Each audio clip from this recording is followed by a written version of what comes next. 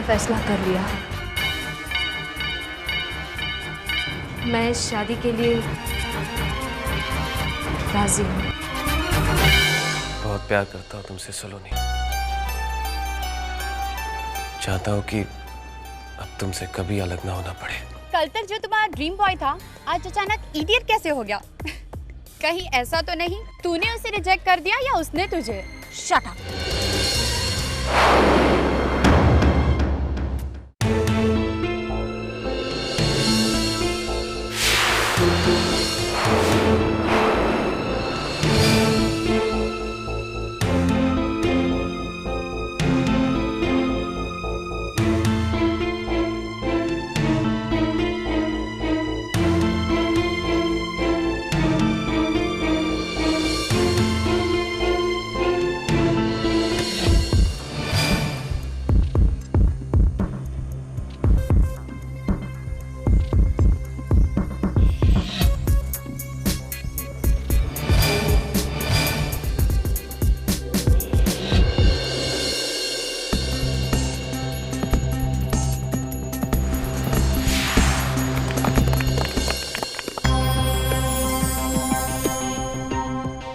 करण, प्यार करते हो ना मुझसे? शादी करोगे? बोलो करण, तुम हमेशा से यही चाहते थे ना? आज मैं खुद तुम्हें अपने अरमान पूरे करने का मौका दे रही हूँ। जवाब दो करण, प्यार करते हो ना मुझसे? शादी करोगे ना?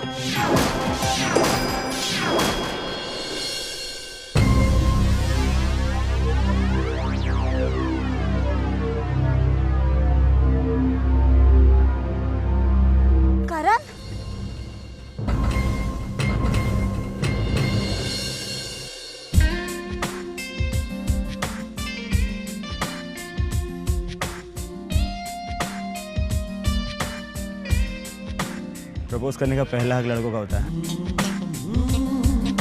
और अपना ये हक मैं किसी को नहीं दे सकता। क्या तुम मुझसे शादी करोगी शुभ्रा?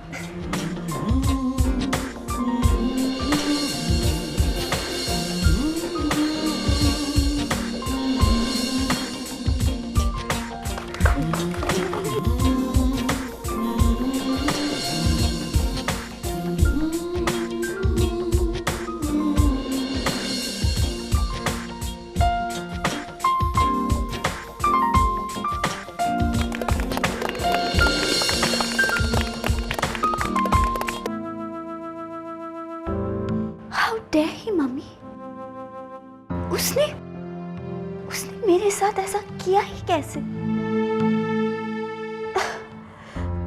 सलोनी दी में ऐसा क्या है जो मुझ में नहीं? क्या मैं इतनी बुरी लगती हूँ मम्मी?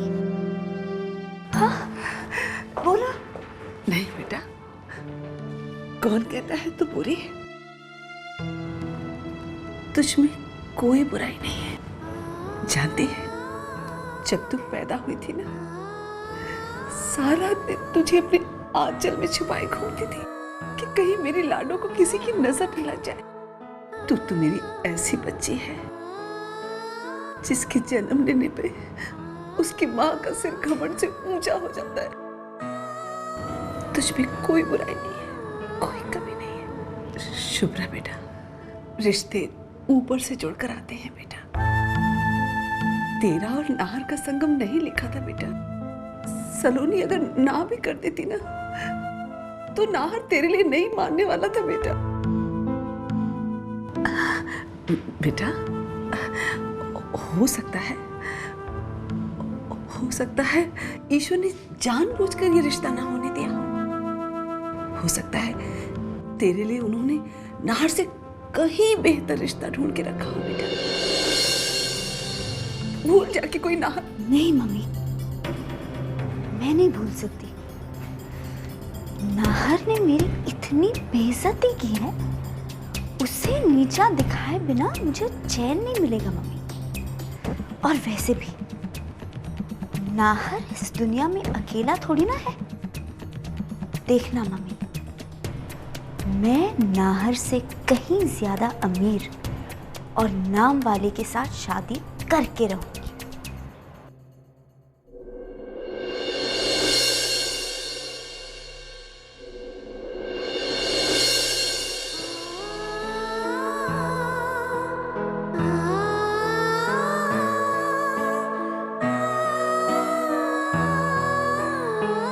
दुख की घड़ी में तो हमेशा तुम मुझसे बात करती रही हो। आज बरसों बाद घर में खुशियां आई हैं, अपनी खुशी नहीं बांटोगे मेरे साथ?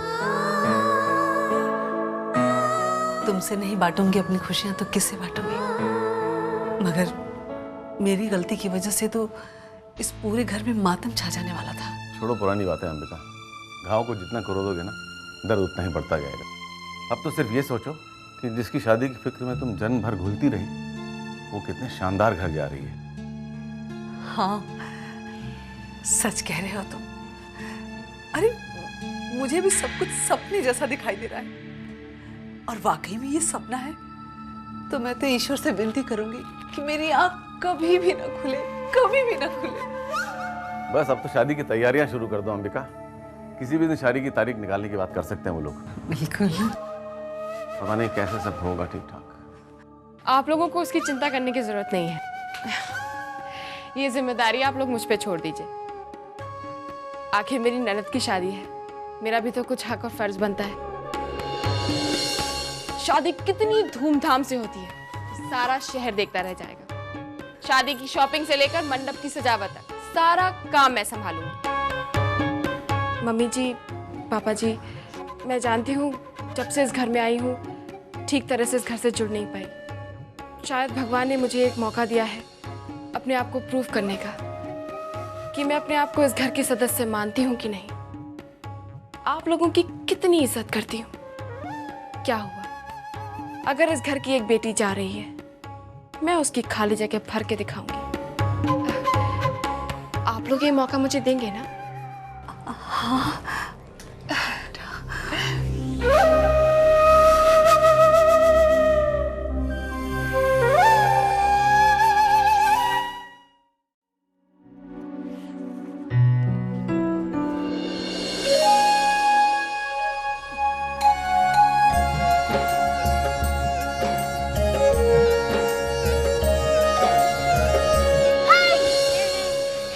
छीनू, तुम कब से ढूंढ रहा हूँ आपको। कांग्रेस, आपकी शादी पक्की हो गई ना? देखा मेरे दिया हुआ धागे का कमाल। मैंने कहा था ना, जो भी इसे बांध लेगा उसकी शादी फटाफट एकदम पक्की हो जाएगी। मैंने तो पापा को भी बोल दिया है, मैं सोलोनी दीदी के शादी में बिना जोधपुरी सूट पहने नहीं जाऊंगा। दीदी, आपने बताया नहीं आप जिससे शादी करनी चाहती हो वो कैसा दिखता है? इतना बड़ा फैसला हो गया और मैंने नील को बताया तक नहीं। मुझे एक बार तो नील से बात करनी ही चाहिए।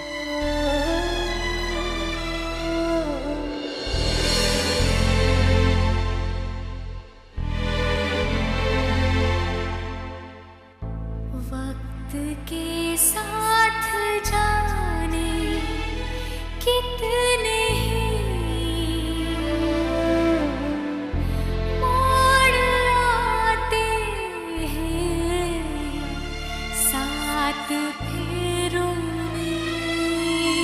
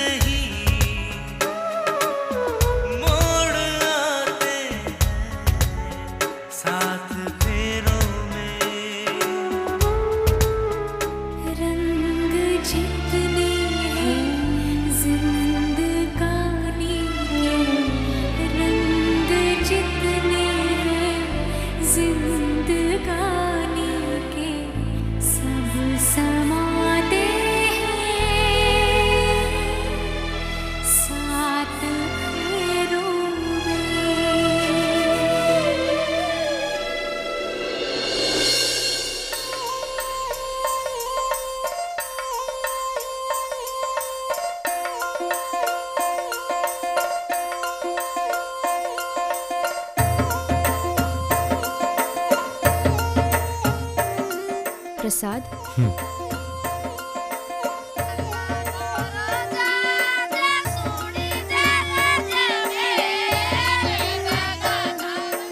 दुल्हन कितनी सुंदर लग रही है ना?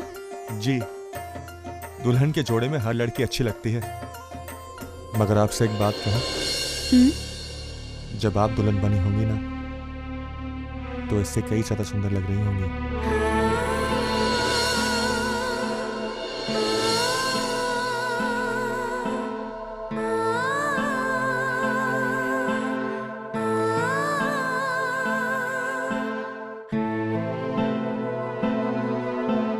आपने दोबारा शादी के बारे में नहीं सोचा? जिंदगी वैसे भी कोई कम मुश्किल नहीं, ऊपर से ही अकेलापन। आपका भी मन करता होगा कि एक साथी हो जिसके साथ आप दुख सुख बांट सके, जो आपकी हर छोटी बड़ी बात का ख्याल रखे, जो आपके लिए सपने देखे। आपको एक साथी की कमी तो महसूस होती होगी, एक ऐसा साथी जो बस करो। तुम होते कौन हो मुझसे इस तरह के सवाल पूछने वाले?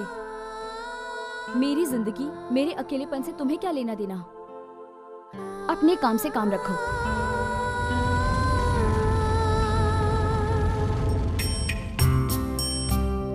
ये देख। ये क्या? देख तो सही।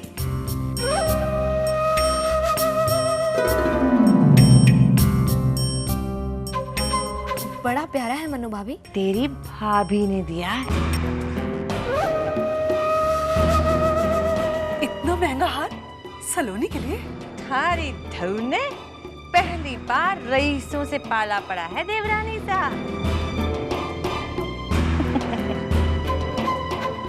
वो हार पहनने वालों की कदर करते हैं, कीमत की नहीं। देवरानी तेरी बेटी राज करेगी उस घर में, राज। भाई उनके लिए 10-20 लाख रुपए गहनों पे खर्च कर देना कोई बड़ी बात नहीं है।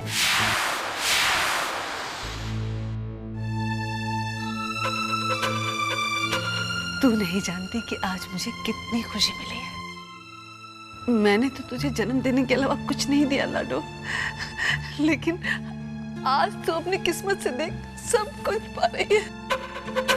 नहीं मम्मी, आपने अपना प्यार दिया है मुझे, और नाराजगी तो अपनों से ही होती है ना। मुझे कोई शिकायत नहीं है आपसे। देख बेटा सलोनी, तू बड़े घर जा रही है, पैसे की चमक दमक बड़ों बड़ों का दिमाग फेर देती है। तू अपने पैर जमीन पे रखना, उड़ना मत, समझी?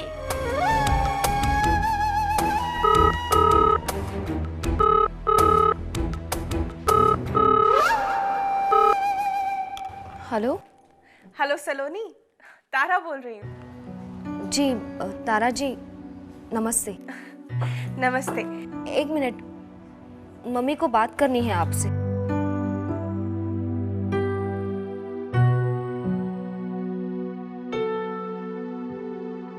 खम्मा घड़ी समदन सा। घड़ी खम्मा ठकुराइन सा, कैसी हैं आप? हम सब तो ठीक हैं। आपके यहाँ तो सब खैरियत से है ना? हाँ सब ठीक है।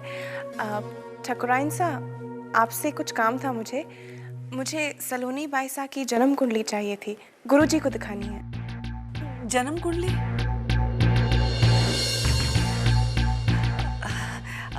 हाँ क्यों नहीं, आज दोपहर को लेकर आ जाती हूँ मैं।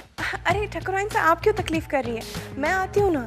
आपका जब दिल करे आ जाइए। अभी मैं रखती हूँ।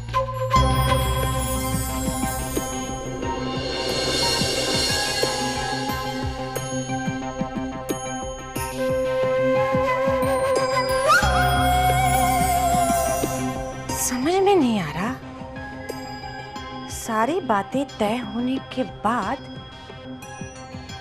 ये जन्म कुंडली कहां से बीच में आ गई?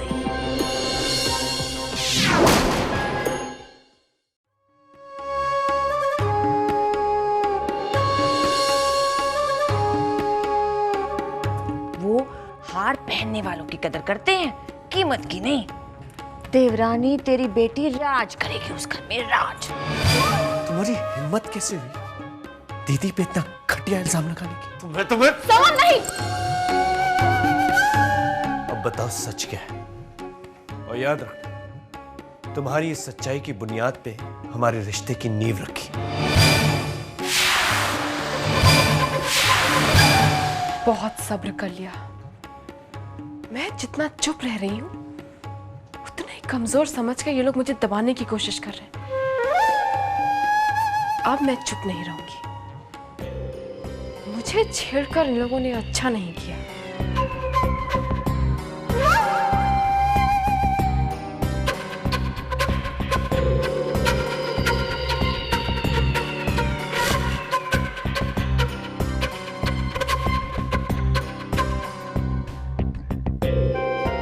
इसी दिन के लिए रखी थी ये चिट्ठी संभाल के सासू माँ।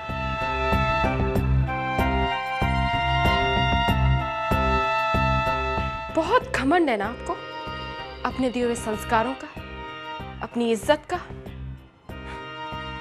भला किसी लड़के के लिए घर से भागी हुई लड़की अच्छे संस्कारों वाली कैसे हो सकती है? कहते हैं मिडिल क्लास वालों की इज्जत कांच की तरह होती है, तो मैंने भी पत्थर उठा लिया है सासू माँ। इतना भी गया गुजरा नहीं है नाहर सिंह का खानदान कि ये पता चलने के बाद भी वो सलोनी की दी से शादी कर ले कि उन्होंने किसी लड़के के साथ दिन बिताया। दिन भी और रातें भी।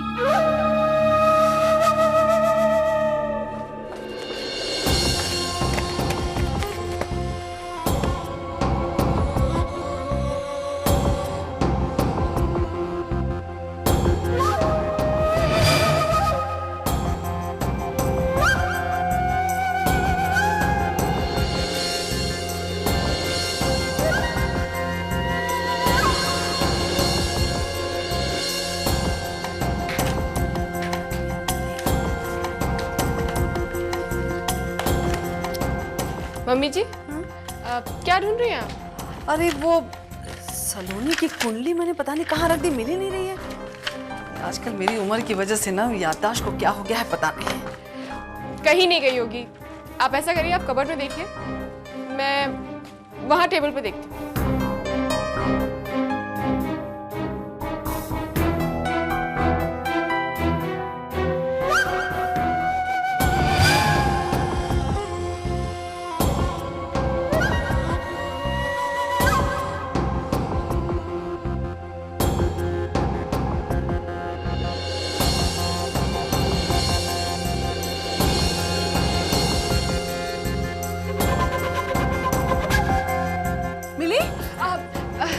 नहीं माँ जी, ढूंढ रही हूँ। कहाँ रख दी मैंने, मुझे ही नहीं मिल रही है।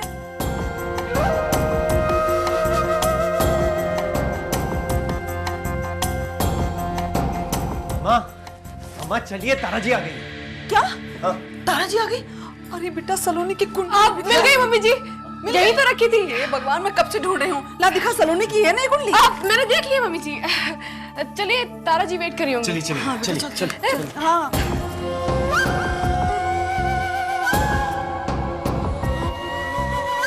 ये रही सलोनी की जन्म कुंडली।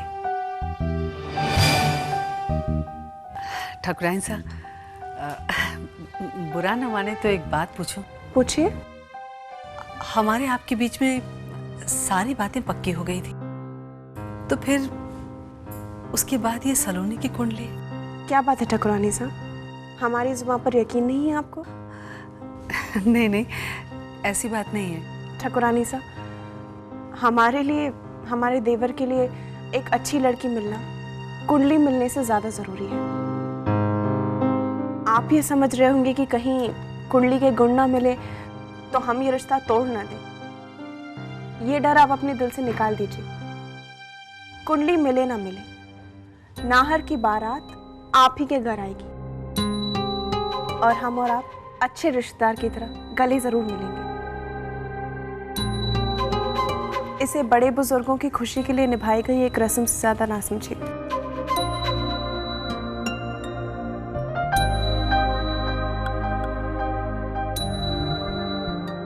सलोनी,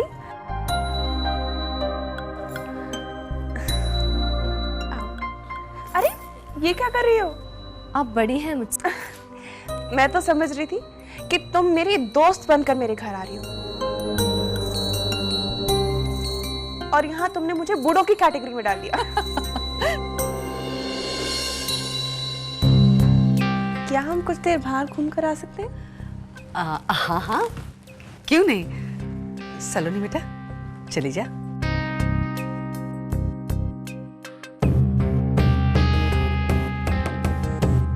मम्मी, मैं अपने फ्रेंड के घर जा रही हूँ। खमा गणी बाईसा। शुभ्रा, तारा जी ने तुम्हें घड़ी खमा बोला ना? हाँ, सुना मैंने।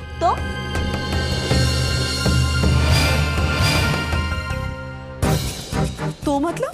मम्मी, अगर ये समझती हैं कि इन्होंने मेरे साथ जो कुछ भी किया उसके बाद भी मैं इनके चरणों में गिरती रहूंगी, तो ऐसा नहीं होगा। शुभ्रा सिर्फ उनकी इज्जत करती है जो शुभ्रा की इज्जत करती है।